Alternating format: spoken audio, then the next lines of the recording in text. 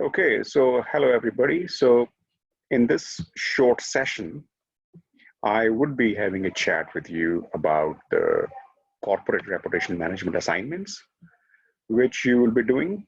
I have two parts of this file, which I have shared with you. If you haven't got it, I would ask my colleagues in the KDG office to share with you as soon as possible. But the instruction thing I will discuss later. But the first I want to discuss with you the real thing, that what are the assignments and what precisely you are supposed to do. The first assignment is based on the theoretical concepts. Remember, we have three topics. And for each topic, I have one assignment. So you have three sets of lecture slides. And so each assignment is based on each of those lecture slides set. The first one is the write an essay on the following themes in the context of your chosen company. Okay, and this whole thing is maximum 1,000 words. You don't remember, the words are not very relevant to me, to be honest. I will not be counting that if there are 1,100 or 900. But as long as, of course, unless you write, you can't express yourself. These are three things. So don't misunderstand that you have to write 1,000 words for this, 1,000 for this, and 1,000 for this. No, all together, three parts. You can see the highlighted part. It has three components. The first question or the assignment has three components, and all together, I expect that you will be writing about 1,000 words. Which is not very big. So approximately it's 350 words, something, or a page and a quarter or something about.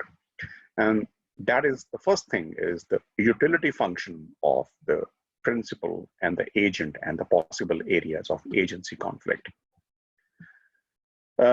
This is the very first slide that we discussed. And I also sent you a Word file about it when we met first time. In the very first lesson, we wrote that make the utility function of the principal, that is the shareholders, and the agent and the manager, and try to see where are those possible areas of conflict in case of your company. I must say you one thing, that this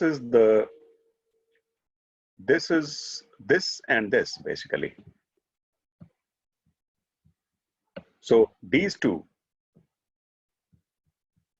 parts of the assignment are the ones where you will be using more of the theory and less of the context of your company. You try to modify them in the context of your company, but you will not see any annual report in any company in the world which says that, hey, this is what our shareholders want and this is what our managers want, and here is the conflict. It's never possible. All right. So you have to identify. And I would say that these are very generic.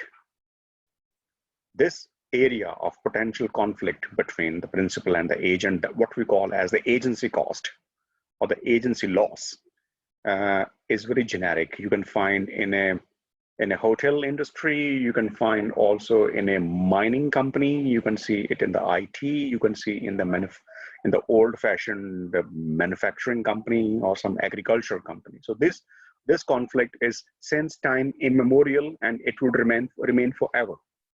So company characteristics, they are important, but the question is that you may not get enough information from the company's annual report. Maybe you can find, maybe you can see, for example, that the company which you are reviewing has suddenly increased investment too much, and in many areas. And then you can be suspicious that, hey, why this manager is investing too much all of a sudden? Well, he wants to make himself or herself indispensable for the company, so nobody can sack him. So this guy is not investing for the benefit of the company, but to make his position consolidated in the firm. But I would still say that these two components of the assignment one are the ones where the role, which are more generic, and where the role of theory is most important, and You can find some facts to back up your arguments, and those facts could be taken from the company, but I would still say that these are more theoretical things. But this one is very much based on your company specific information. And it's a very interesting task, because all you need to do is that you go to your board of directors section, where you see the board of directors pictures, their CV, their education, their age, their qualifications, their experience, their outside connections, and are they good or bad for the company. So that is so this is less of a theory, but more of the facts. But when I say less of a theory, it doesn't mean that you don't talk about the concepts. Remember, each assignment, you begin with the conceptual things, and then slowly you transform in the context of your company. But what I'm trying to say is that the first two assignments, here the role and relevance of the concept and theory is more, and the role and relevance of the facts is a little bit downplayed, because it's very hard to find the conflict. No company would ever admit that we have some principal and the agent problem. If you use the word agency, for example, in the annual report, you will get agency word in a different concept, but not in a different context, but not in the context of the agency theory. Stakeholders, yes, it's more theoretical, but you may find a lot of information about the stakeholders. So I would say that this is more theory oriented. This is theory and the company context oriented. And this is, of course, you start with the theory. You start every assignment with a theory, but you can get a lot of information in the context of the company. Especially when you hear, in this case, when you go to the board of directors of the company and you see those pictures, who are the people who are running the show, you will have a lot of information about the resources of the company, what the board of directors can bring to the company. Okay. So altogether, we have approximately 1,000 words for you. The second task, but before I move to the second task, do you have any questions? Let it be recorded so that it sticks. So feel free to speak if you have any doubt about the first assignment.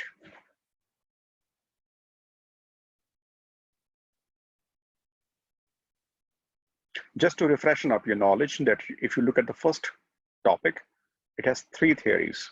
The agency theory, this deals with the agency theory. The stakeholder theory, this part deals with the stakeholder theory. The resource dependence theory, or the reputational capital, this deals with that part. And I repeat that this part is more theoretical. You really have to dig deep to get the information in the context of your company. Here, it's comparatively easier. And here is the easiest to find the context of the company. Of course, don't misunderstand me. You always start each assignment or each part of the assignment first with some conceptual discussion, and then you move on to the company context. But finding the company context is more challenging here. So most of your discussion, I think, will be generic. But here and here, finding the company context is much easier, especially in the third component. Sorry. Questions about the first assignment?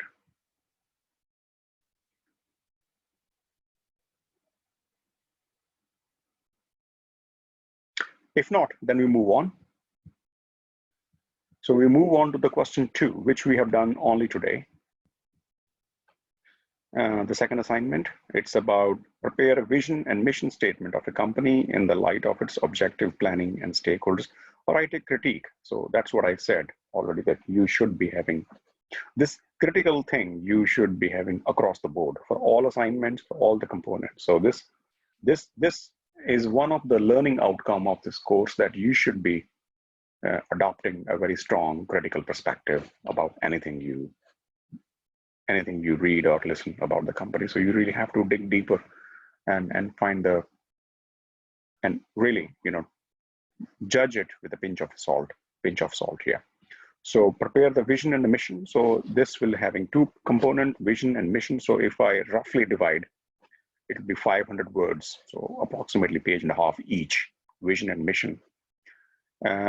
Define vision, define mission, conceptual point of view. What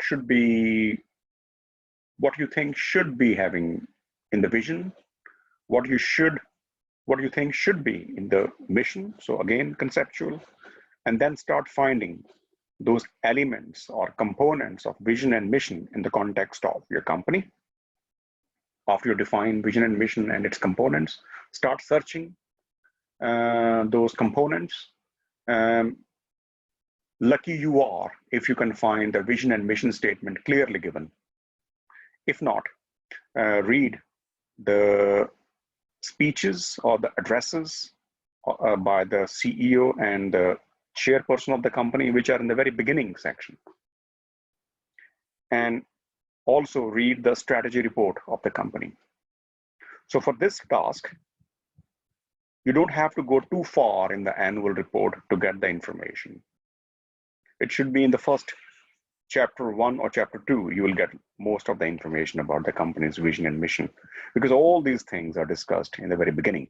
And also, as we had a discussion, that you can have this information from the company's web page, who we are, what are we, what is the background of the company, history, some history and culture, these kind of things. So they're different. When you go to the company's homepage, you will see some link about the background or the company's, who we are, these kind of things you can see, you know what I mean. So you can find a lot of information from there as well. Okay. So mission and the vision. Mission, what you are. Vision, what you want to be or what you strive to be. Maximum 1,000 words. Not maximum. Of course, I will not punish you if you write 1,100 words, but that's my approximate. Third, once again, it has two components, and altogether there is 1,000 words. Prepare a reward function of the CEO of the chosen company in the light of multiple determinants. So you need to, this general as well as the company specific also. So here you make a kind of reward function. And this is based on the last topic that we discussed, topic 2, the executive remuneration. And here you need to find out that if you have a company's CEO, what are the determinants of his pay package? What factors will you consider when you are going to determine the pay package of your company's CEO?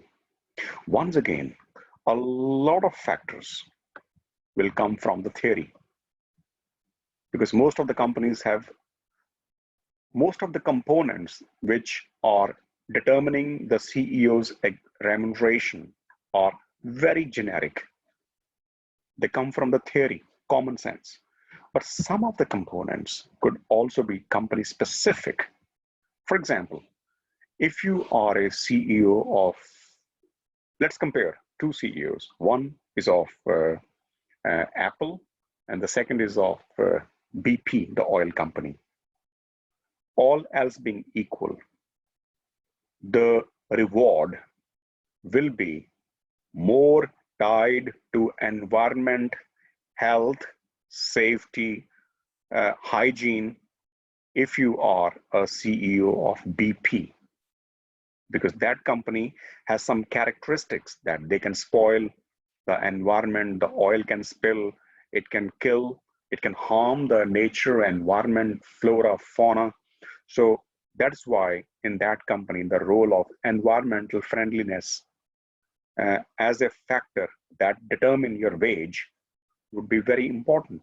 On the contrary, in the IT company, which is only providing some services and solutions, a Of course, the role of environment is very important, but comparatively less important. And because it's comparatively less important, hence it will play a less role on determining the CEO's pay package. So as I said, some components, or rather most of the components, will be generic, general for all the companies in the world, but some would be more company specific. If you are a, for example, how to say is the energy company, okay, are you moving away from the fossil fuel towards the more non-conventional energy like the wind power or the solar power? Is it so? If you are a growth-oriented company, which is very innovative, then among the other factors, how many new products you have invented will be an important factor in fixing your pay as a CEO. Or how many new products and services have you launched in the recent past will also play an important. So some features, rather most of the features would be very generic, but there would be some characteristics which come particularly from the industry or the company which you are talking about. Okay, so this is a fantastic assignment, I would say, which connects the theory and the practice together. So you need to find that what is a wage function.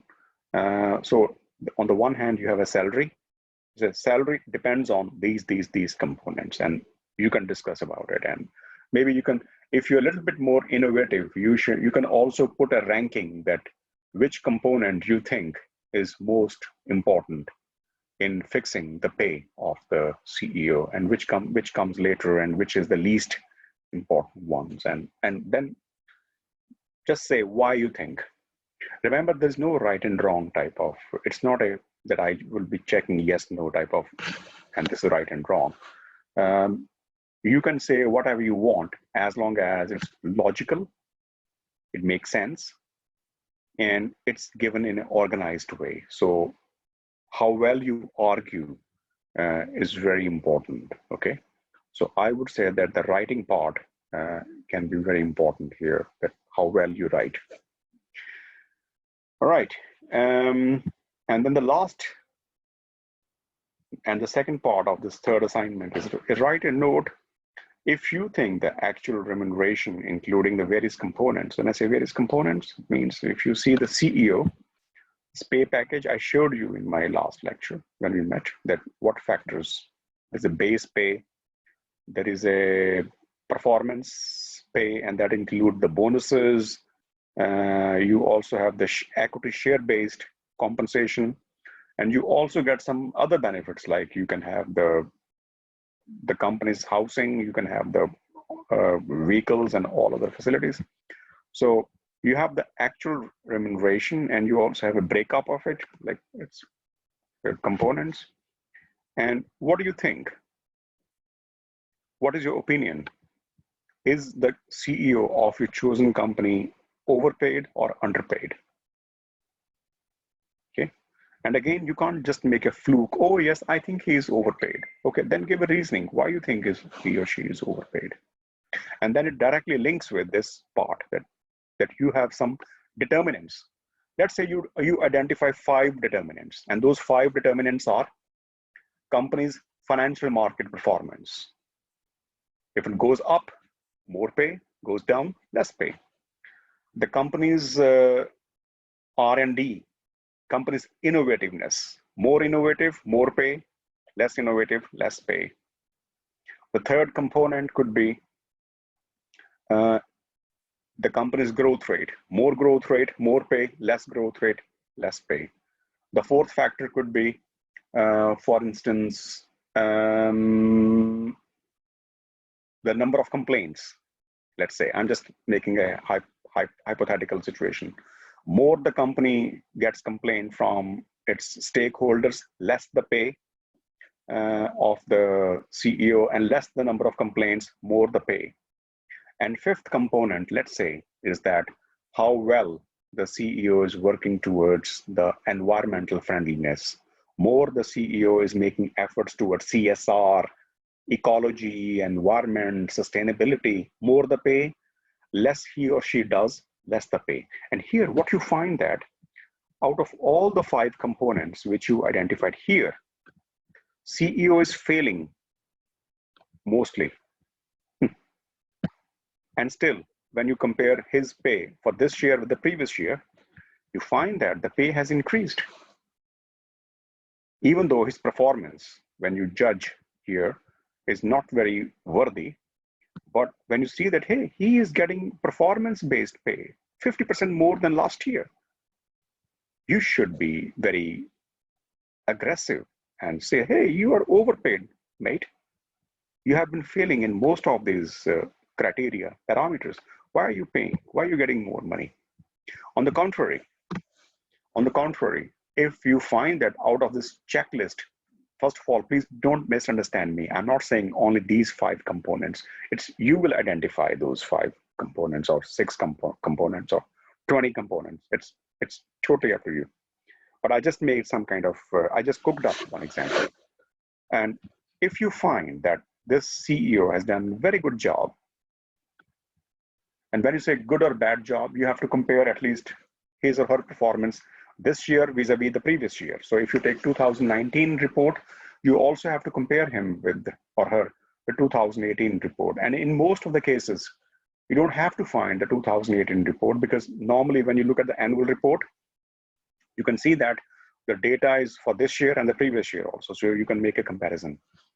And if you find that the CEO has done a great job, at least most of the criteria he has met, some he has not met, but he has met most of them with flying colors.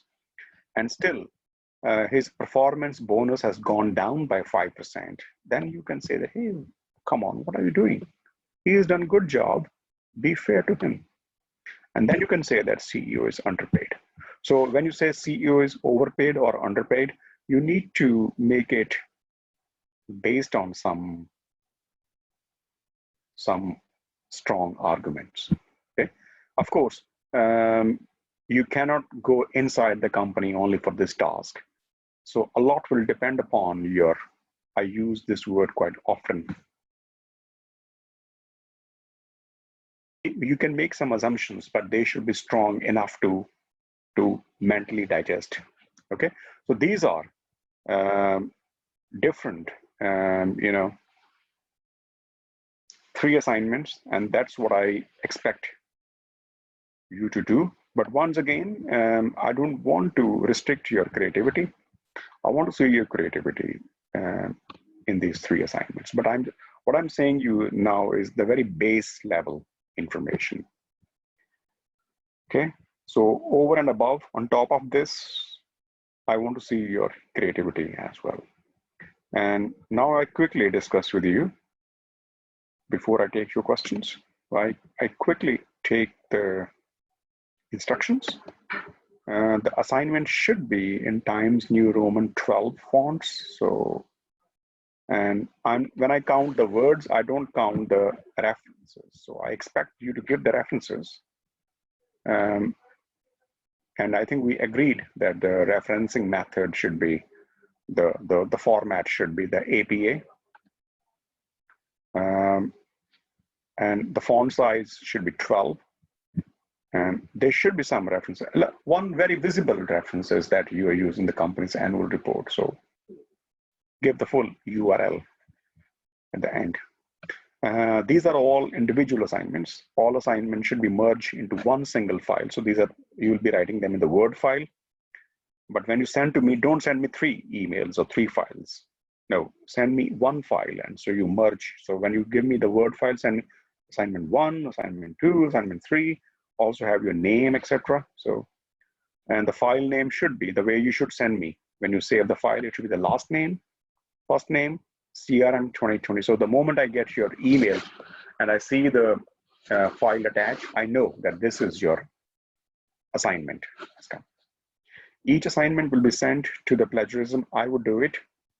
And if the similarity level is 10% or more, or 10, more than 10%, then I have a reason to be suspicious, and I will not evaluate it, and I will do the proper investigation. And if I'm convinced that yes, there is maybe this 10% is more, or more than 10% is because of some commonality of references, then I can ignore it. But if I find that the main text is similar to some web sources, or it's copied from some of your classmates, because in the plagiarism, I can find out where it comes from, then of course I would be strict, and I have to take into confidence my colleagues in KDG and deal with the situation. But of course, I will not grade them straight away. I really have to make a proper inquiry, and yeah. Sometimes it happens that it can be not 10%, but 12% or 13%. But when I check the report, I find that most of the similarity is in terms of references. And if I have a function when I can ignore those similarity, and after I ignore it, it comes under 10, it's fine, no problem. But if I find that there's a text after text, paragraph after paragraph is getting similar to some online sources, you have copied and pasted straight away from the annual report, that will not be a very good thing to do. The recommended layout of each assignment should be a brief introduction of the topic, brief discussion about some theoretical concepts, and then, and you can see that I wrote in the in the bold that writing the main concept and then writing the main text in the light of the in the light of the case company and the conclusion. So the most important thing would be that how you contextualize. As I said before, in some assignments you can contextualize more, in some cases you can contextualize less. I would be conscious of this thing, so don't worry. References must be given in the text and also separately in the list. So you will be giving the references in the body of your assignment, and also make a table, make a list of references at the end. And I recommend that you guys follow the APA style of referencing. So it's well established. All assignments must be in the context of the, that I said before. No two students can choose the same company. That's also very straightforward. So that's all I have to say about the assignments, the nature of the assignments, and also the instructions of the assignment. So if you have any questions, please feel free to.